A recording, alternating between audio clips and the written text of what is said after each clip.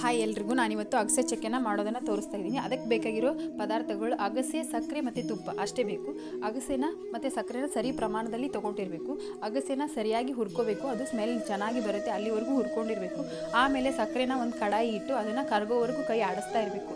ಕರಗೋವರೆಗೂ ಕೈ ಆಡಿಸಿದ್ಮೇಲೆ ಅಲ್ಲಿ ಒಂದು ತಟ್ಟೆಗೆ ತುಪ್ಪ ಹಚ್ಚಿ ರೆಡಿ ಇಟ್ಕೊಂಡಿರಬೇಕು.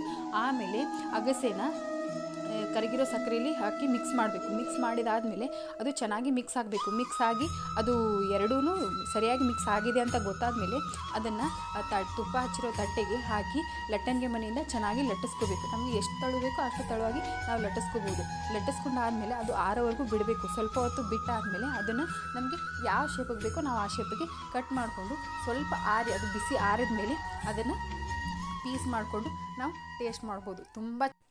ತುಂಬ ಚೆನ್ನಾಗಿರುತ್ತೆ. ಇದು ಅಗಸೆಯಿಂದ ಮಾಡಿದ್ದು ಅಂತ ನಮಗೆ ಗೊತ್ತು ಕೂಡ ಆಗಲ್ಲ. ಅಗಸೆ ತಿಂದೇ ಇರೋರು ಇದನ್ನು